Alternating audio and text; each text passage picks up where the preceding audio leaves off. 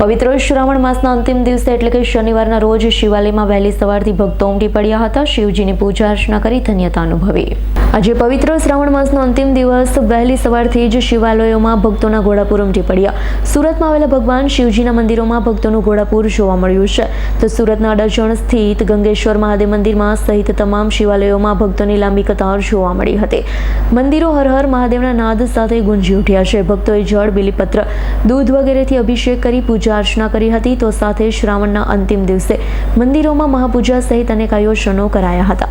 દીપક મહારાજ, આજના દિવસનું શું મહત્વ છે? આજની દિનચર્યા વાત કરીએ તો આજે બ્રહ્મ મુહૂર્તથી અમાવસ્યા જે શ્રાવણ માસની પૂજામાં બેસતા હતા એમની પૂજા વળી ગઈ. બીજું રાત્રિના 9 થી 12, 12 થી 4 ના પ્રહરના અંદર જે પૂજામાં બેસતા હતા એમની પણ આજે મધ્યાહનના સમયે પૂજા વડાવવામાં આવશે.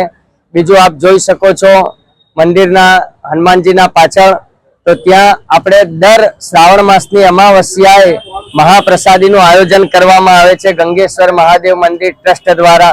એમાં ઓછામાં ઓછા 25 થી 30 હજાર ભક્તો બેસીને, બુફે નહીં પણ બેસીને લાભ લે છે અને આ પરંપરા 26 વર્ષથી ચાલતી આવે છે.